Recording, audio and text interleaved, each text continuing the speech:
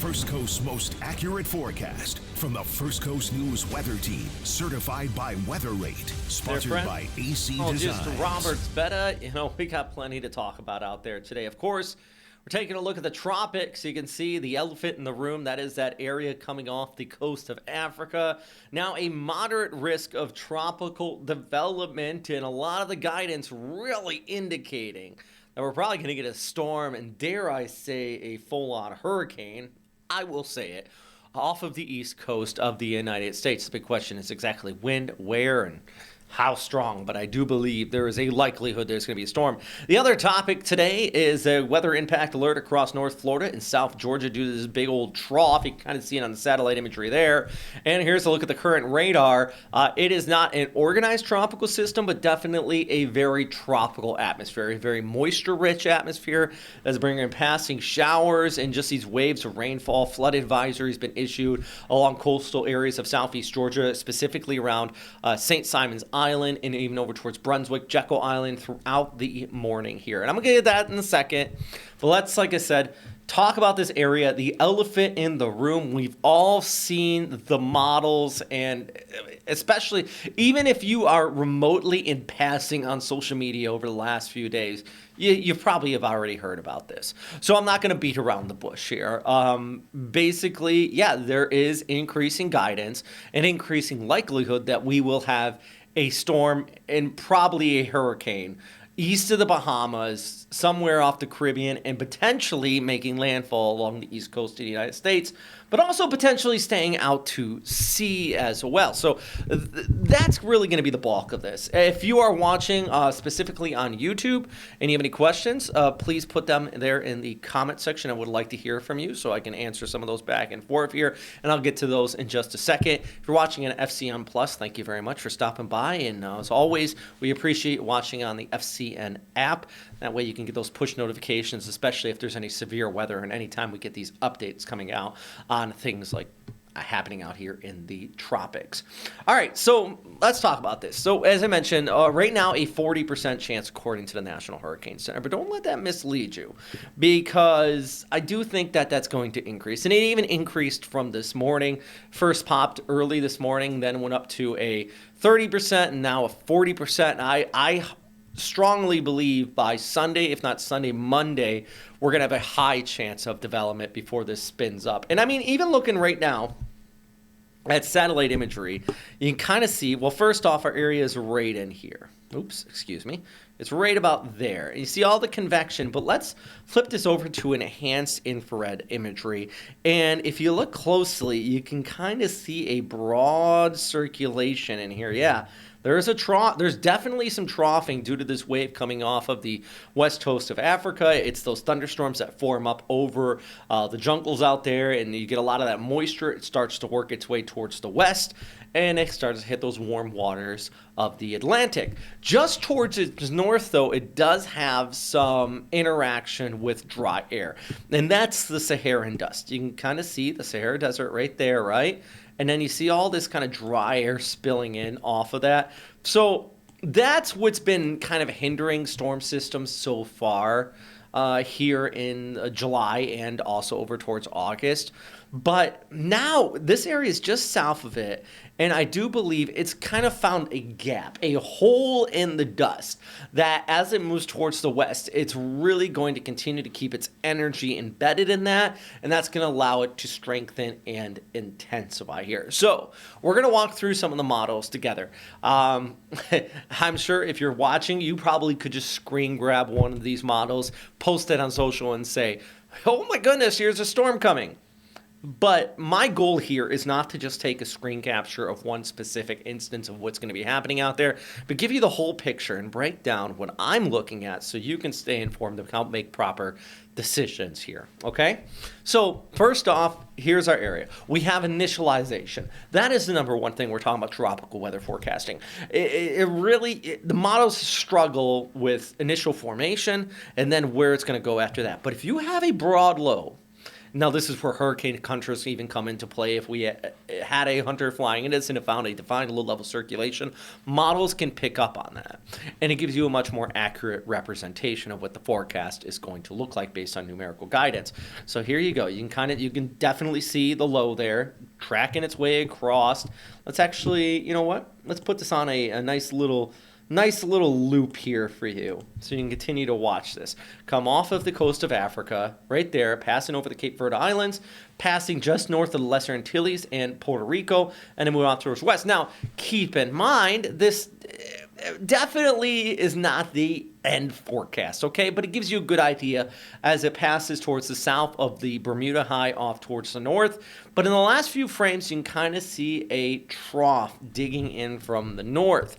And that's the big question. How strong is said trough going to be and allowing this to turn towards the north? Here's another more close look at this. The same model, the GFS. And you can see in the last few frames, it actually tries to make that turn towards the north here. Let's watch that again. So that's the good news, is that even in our latest run, our latest model runs, there has been this indication of a north turn. But just 24 hours ago, the models were indicating more like this, and then 12 hours ago like this, then like this. But they've been kind of wavering back and forth. Somewhere out in this area, though, specifically east of the Bahamas and east of Florida, maybe out towards the Carolinas. This would be the 19th. The 19th would be next Tuesday. Today is what's today? The 9th? Yes, today's the 9th. This is 10 days out. So not this Tuesday, next Tuesday. That's a long range. And most days, I probably wouldn't show this to you because it's misleading quite often. But the fact is that it has been consistent over and over again. And then we take a look at the Euro versus the GFS. So a lot of the times when we're looking 10 days out and we're seeing this, a lot of times it'll be like the GFS shows this and the European will show that. They will be completely and utterly on different pages. This is 9 days out right here. For 9 to 10 days out, having the European model, the supercomputers out of Europe, and the GFS, our supercomputers here in the United States to help give us this guidance, to be exactly in line and stacked exactly on top of each other just like that is remarkable and not common for that far out. And that is noteworthy in itself because that shows exceptional confidence in the model outlooks that this is going to develop into a storm. And the pressures from both GFS and Euro actually drop it down to about 950 millibars, which indicates a Cat 2 to Cat 3 hurricane based on the current guidance. So this is not to say that a hurricane is steaming due west towards the Bahamas and Florida. I'm just telling you that confidence is building that there is going to be a storm out there. I think we have to wait just to get a little bit more data out of that initialization, and we want to look at this high pressure ridge towards north and how it's going to interact with both of these areas. Now, this is the GFS versus the ECMWF operational models. I want to continue to show you some of the data that I look at when I'm making these forecasts, especially with the long-range guidance, because this is ensembles with the GFS. And the ensembles is basically these pretty operational models I show you that show the circulation. It's what we always use on TV. Well, within that, and if we keep on talking about the supercomputers, because those actually put out like this many runs. See every single one of those circles? They are a different run within one specific model output. And then that all gets averaged together and you see what I was just showing you a second ago. So this is looking kind of under the hood of the engine of some of these weather models. And it shows you that there is high confidence that there is going to be something east of the United States. But here's the good news. The GFS, all those operational models, all those ensemble models, I should say, do keep it just offshore into the east. And that is because it's really indicating the Bermuda High weakening a little bit and causing that recurvature to happen a little bit sooner. And it's really all about that. It's all about the strength of that Bermuda High. And if you go back, and I think this is our saving grace, to be honest. Let's go back to this real quick, is the map. Because remember that little area I mentioned in the mid-Atlantic, and I said, oh yeah, there's that low 30% chance. You know, I don't expect that to really develop into anything significant, the one in yellow there. But what it's doing, it is helping to degrade the Bermuda High, and potentially just enough to allow a trough to pass by sometime around the 19th to the 20th and hook this, kind of like you're fishing. We all know about that in Florida, right? You're out there fishing, you throw your line and you hook something, you pull it up. That hopefully is going to be this trough kind of hooking our storm and pulling it up towards the north. So the exact position and strength depends on where this Bermuda High is going to be and allowing it to turn towards the north. Now, all guidance really, even if it does come on shore, it's more so towards the Carolinas or towards the northeast, or maybe into the Canadian Maritimes, which brings me to this. Speta's thoughts right here. These are my thoughts on this, just my thoughts, okay? This is not an official forecast, but my thoughts. A landfall somewhere along the U.S. East Coast, I would give it, at least at this time, about a 40%. This all adds up to 100%, by the way. Out to sea, I would say it's probably about 50% chance. Now, less likely, maybe the Canadian Maritimes, talking about Newfoundland. The Gulf, I would say 3%. Yesterday, there was a model or two that put it into the Gulf, but based on that Bermuda High weakening and a trough kicking on by, the Bermuda High would have to be a solid ridge, and we would have to be seeing like already plenty of sunshine over the state of Florida. We're not seeing that. So that would allow things to turn towards north. And this just dissipating and falling apart and nothing happening from it, it's possible, but I would give it about a 2% chance. It's definitely on the low side. So the highest likelihood is this stays out to sea, stays towards the east, is a big rip current threat. Some good old waves out there. We all know those type of storms.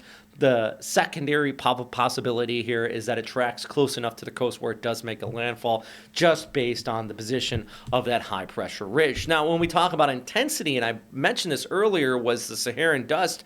You can see that in red, but you can also see where the where our moisture is. It's right there. So let's rewind our screen a little bit, and right there, you can see it coming off of the coastline of Africa. And then let's look this ahead. You can see that spin continuing, and then it ends up right about there. So it's kind of fighting off that Saharan dust based on the guidance here. It has that moisture. The dust surrounds it and hopefully penetrates it and kind of keeps it relatively weak instead of explosively intensifying. But it looks like, per the guidance right now, it doesn't absolutely destroy this in a weaken it out. Saharan dust does typically, that's what it does. It allows dry air to enter these storm systems, blocks out a little bit of sunlight, even just overall weakens them out. On the other side of things, sea surface temperatures are exceptionally warm. I mean, look around the coast of Florida. There are spots nearly 90 degrees, especially off of the west coast. And then we pull back the picture. Yeah, you can see even extending out through the Caribbean. We got temperatures into the mid-80s there. So the closer this gets to the Bahamas and everything, the warmer those waters are going to be and the more conducive they are for tropical cyclone development. 86 to 87 is definitely more than enough. Much more. You need 80. You need 80 degrees for a good solid tropical storm. If you get up closer to 90, my goodness, look at the Gulf. Look around the Bahamas right now. Those pinks are in 90 degrees. That is alarmingly warm. So if we had this area get close to any of those exceptionally warm sea surface temperatures, that would allow for some decent intensification. Here's the deal, though, and I already feel people commenting, well, it's another storm. It's August.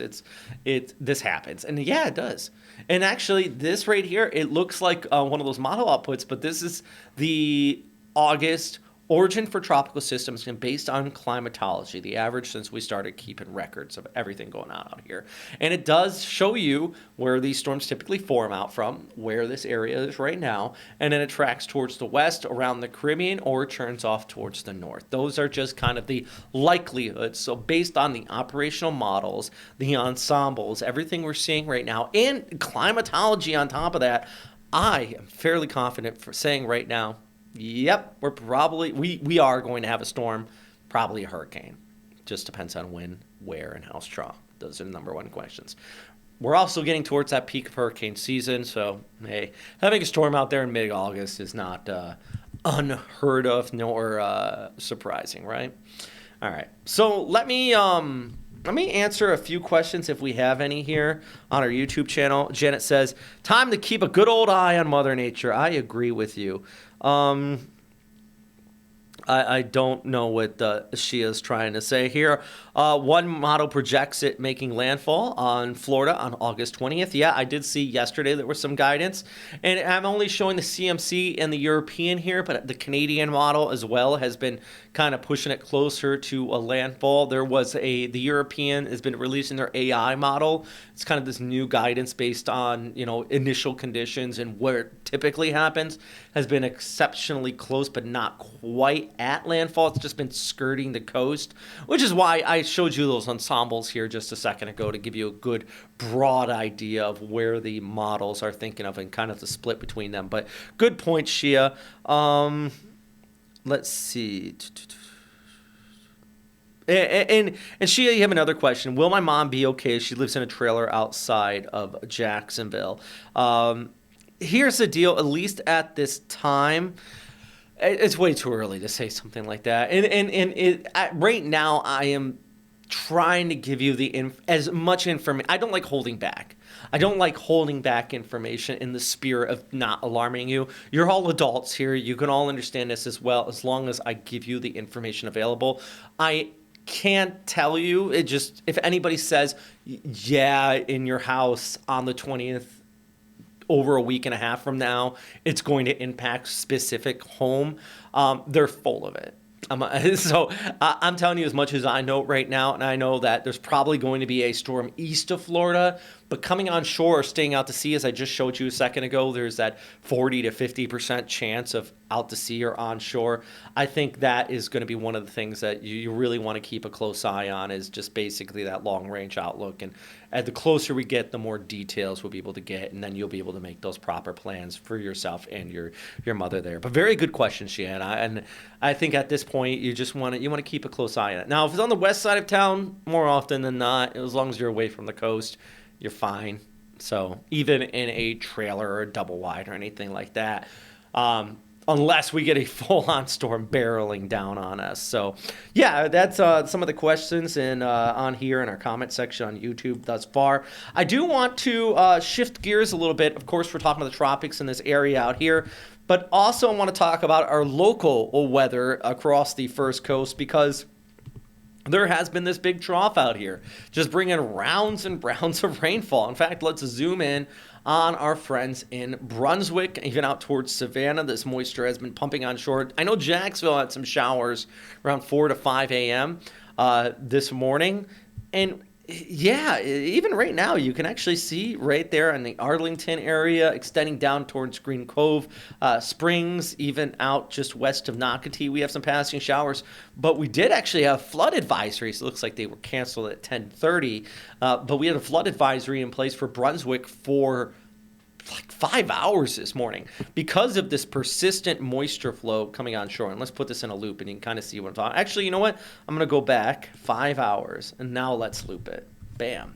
All right. So let's hit play on this. See it load up. And yeah, here you go. Nice little training effect was taking place there around St. Simon's Island, Jekyll Island, Brunswick.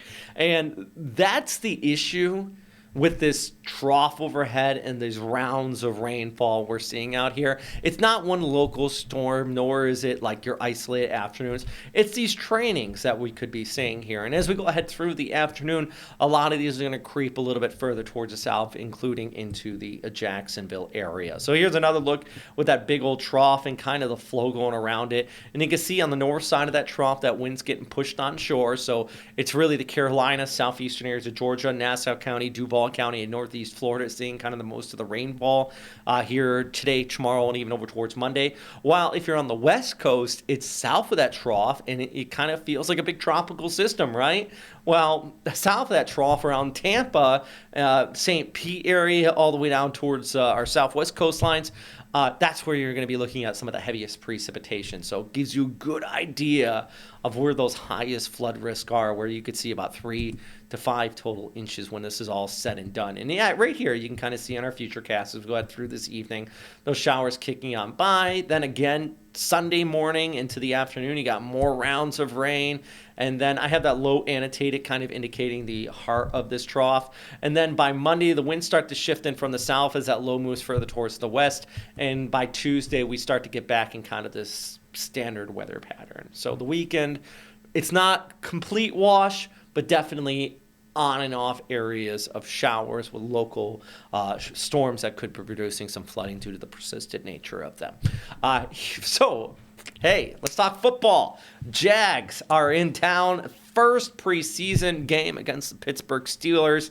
And the game starts at 7, but maybe you want to do a little tailgating. Well, if you're out there at the tailgaters parking lot, just remember, hopefully you're with somebody who has a nice one of those umbrellas, nice little pop-up tent or something like that. One, to protect you from the sun on most days, but today it's to keep you out of the rain and all of your burkers and all that out of the rain. Because right now it's sunshine out there, but I don't want you to head out the door and be totally surprised by the time you get there and some of these storms do develop. Okay, we're going to be looking at some showers, maybe even the possibility of a thunderstorm in the area sometime between 3 and 6 o'clock. So definitely going to be having an impact. That's the weather impact alert in place. Voila. For the game, by 7, a lot of those storms are going to start to march further towards the west. And I do anticipate it to be soggy during the game, wet, rainy, obviously, but at least the lightning starts to taper off by that point. And as long as there's no lightning, this game against the Steelers will be able to go on as scheduled. Personally, I played football in high school. I loved playing in the rain. I think it's definitely the big equalizer, and it makes for a funner game. The run games are going to have to kind of show off their skills with this, but I think it'll be making for an interesting game. A lot of turnovers and all that. But overall, yeah, this tropical atmosphere is going to continue to dominate. You pull back the picture. Of course, we're going to continue to keep an eye out there in the Atlantic. You can see that bowling ball rolling across the central Atlantic here, being that next system we're going to continue to keep a very close eye on. And of course, if that did develop, that would let's say that did point straight at the coastline of Florida and southeast Georgia. Let's say, in theory, this is our 7-day outlook. It wouldn't be here until Tuesday and Wednesday beyond the 7-day. So I hope that gives you a good idea of how far and how long range this is at this time. It is still way out there. For the time being, we're continuing to deal with this tropical trough overhead that's bringing these scattered showers across the first coast and obviously some passing rain, maybe a few thunderstorms for the Jags game here as you go ahead through your Saturday afternoon. So yeah, I got like one more minute here just to talk real quick. And Heather Smith just jumped on and said it is currently storming in the Regency area. So there you go. I just mentioned Arlington had a local shower, and that's the thing. That's the issue over the first coast today. It is this big trough that is overhead that's going to bring these rounds of rain that are only going to last a few minutes at a time, in some cases, and then move on. In other cases, we could have one round of rain and then another round of rain and another round of rain, and that's where it brings that areas of flooding. So thank you very much, Heather, for jumping in and letting me know your current conditions. And Heather and everybody else around the First Coast, check out our FCN Weather Watchers. Just type in FCN Storm on Facebook. You can send us any photos of what's happening in your area so we can use them on here, even here in these updates, especially if you get something really interesting. I mean, it can be just a football game or your dog, but also I like seeing those pictures of the storms out there. So, yeah, we're going to continue to keep you posted as always. We'll be back this evening with another look at the tropics as well as the news at 6 o'clock. And make sure you stop by Hurricane Central at firstcoastnews.com because all the graphics I've used in here, plus a breakdown and discussion about this area out there in the Atlantic, is all there as well if you're just looking for more information. I'm meteorologist Robert Speta, and as always, thanks for stopping by. I hope you enjoy your day.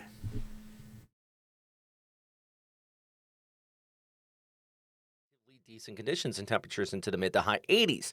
But at the same time, within those showers, especially where they do set up and you get a bit of training, we could be looking at some localized flooding with the spots, especially along the coast, seeing upwards about 3 to 5 inches in total due to that persistent nature of the precip. So flood threat is definitely there, much like we seen on Friday where we had multiple flood advisories issued and even a couple flash flood warnings. That is going to be the case yet again. The higher chance will be closer to the coast throughout the morning, but then creeping further towards the west as we go ahead through the afternoon and into the evening. Very similar setup on our Sunday, and by Monday we're going to start to see the winds come in more from the south as this broad trough starts to shift further towards the west, but still going to be looking at waves of precipitation with that weather impact alert continuing through the